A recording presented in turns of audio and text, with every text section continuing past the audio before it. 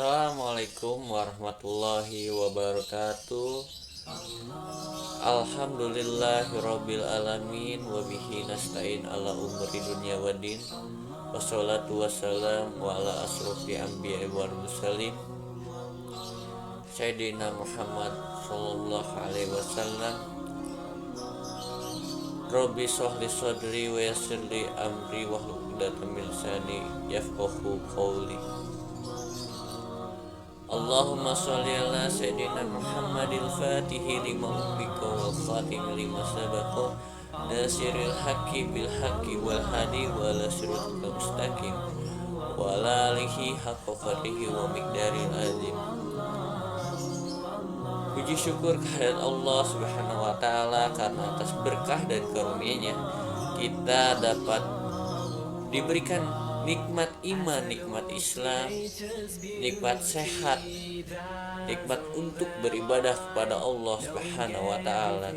Tidak lupa kita ucapkan salawat serta salam kepada baginda Rasulullah sallallahu alaihi wasallam, kepada keluarganya, kepada sahabatnya, kepada tabi'in-tabi'innya hingga kita umat akhir zaman. Semoga kita dapat menjalankan sunnahnya dan mendapatkan berkah-berkahnya. Amin ya robbal alamin. Hai soleh-solehah, bagaimana kabarnya hari ini? Semoga baik ya. Kemarin kita sudah melaksanakan PTS semester ganjil. Bagaimana hasilnya? Alhamdulillah, Bapak cukup senang. Ternyata kalian bisa mengerjakannya dengan baik. Cuman masih ada beberapa yang mesti diperbaiki.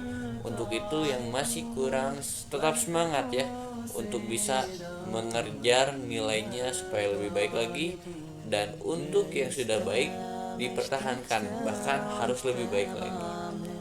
Oke, pertemuan bab ketiga minggu ke-7 itu bercerita tentang kejujuran. Jadi sekarang kita akan bercerita atau kita akan membahas tentang kejujuran, amanah, dan istiqomah. Jadi untuk itu silahkan kalian simak video berikut ini. Baik, materi pertama dalam bab 3 ini kita akan bahas tentang jujur. Jujur secara bahasa ya artinya lurus hati, tidak berbohong, tidak curang, dan ikhlas. Adapun secara istilah yaitu adalah kesesuaian antara sikap, antara perkataan dan perbuatan yang sebenarnya yang diucapkan dan yang dilakukan itu sesuai dengan apa yang sebenarnya. Kejujuran sangat erat sekali dengan kaitannya dengan hati nurani. Hati nurani tidak pernah berbohong, karena hati nurani itu suci, murni, dan jauh dari yang namanya dusta. Hati nurani senantiasa selalu mengajak kita dalam kebaikan, sedangkan hal yang berbohong itu malah membuat kita celaka. Jujur itu penting, berani jujur itu hebat. Sebagai makhluk sosial, kita mesti memerlukan kehidupan yang harmonis, baik dan seimbang, agar kita tidak ada yang dirugikan, dizolimi, dan dicurangi. Kita itu mesti jujur. Jadi untuk kehidupan yang lebih baik, kuncinya adalah kejujuran. Coba Bapak tanya, apa yang kalian rasakan ketika kalian berbohong? Pasti yang kalian rasakan itu tidak enak, ada sesak di dada, karena tidak sesuai dengan apa yang ada di hati. Yang diucapkan tidak sesuai dengan apa yang dirasakan di hati. Makanya dari itu kita mesti berperilaku jujur.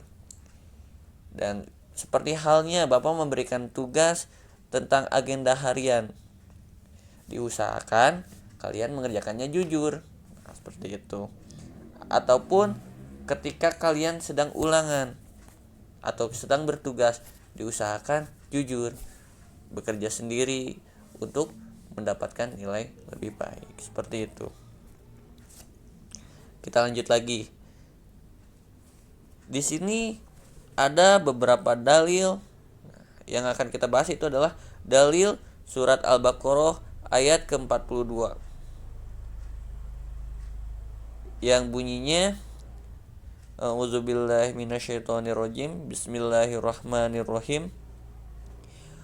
Wala talbisul haqqa bil batili wa taqtumul haqqa wa antum ta'lamun. Shadaqallahul azim. Yang artinya, dan janganlah kamu campur adukan kebenaran dengan kebatilan, dan janganlah kamu sembunyikan kebenaran sedangkan kamu mengetahuinya.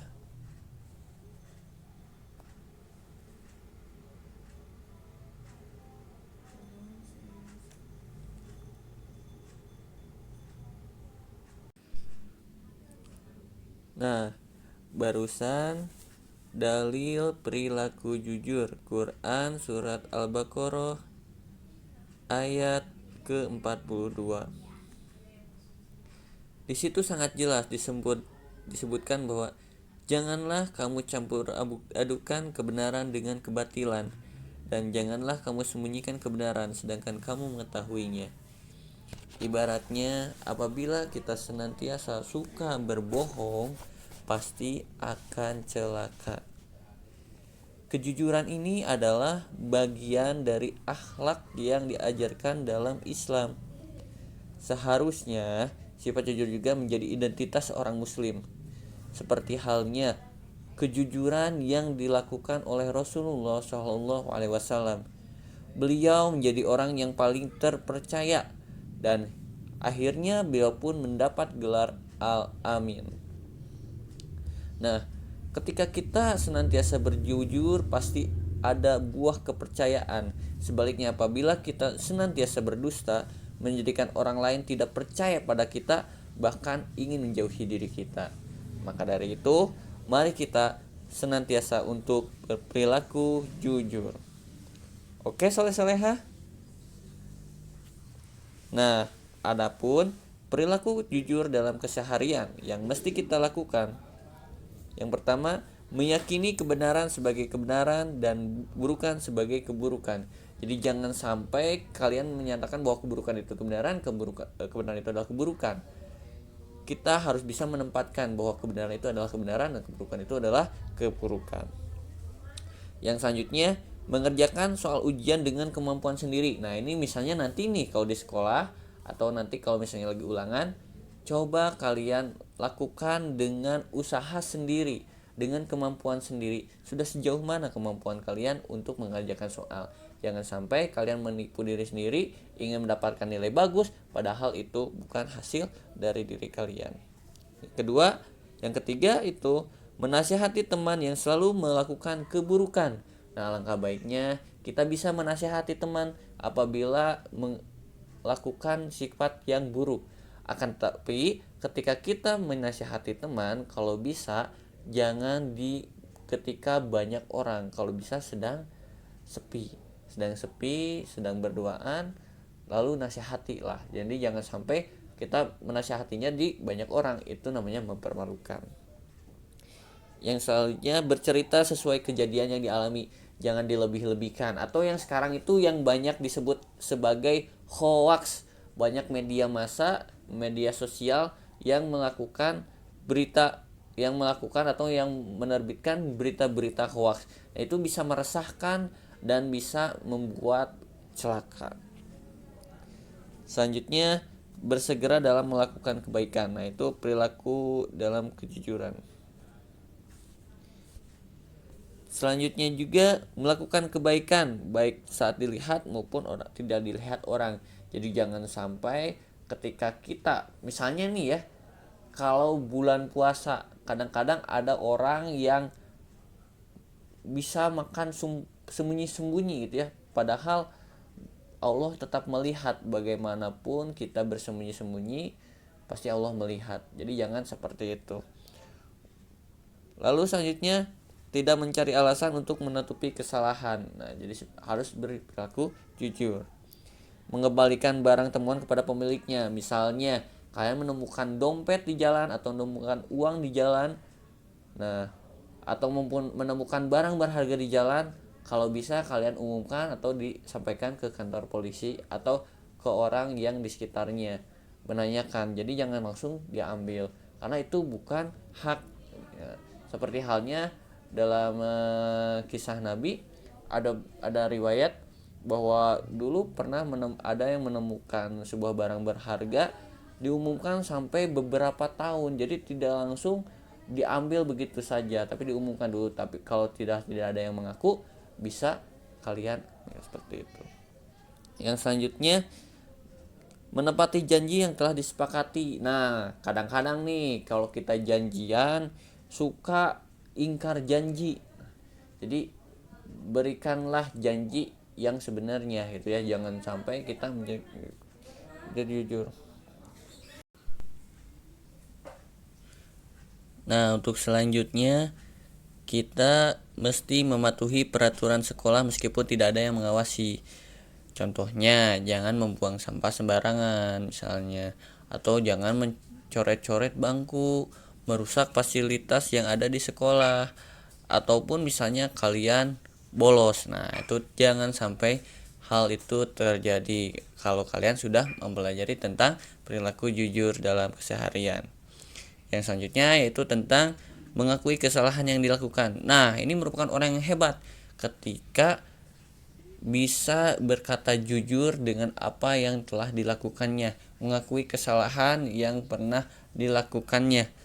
Nah, itu jangan sampai kita berbohong dengan apa yang telah dilakukan. Walaupun itu kesalahan, coba ungkapkan dengan jujur, dengan baik, dan mulai merubah diri, memperbaiki diri supaya menjadi diri yang lebih baik lagi. Itu tentang perilaku jujur dalam kehidupan sehari-hari.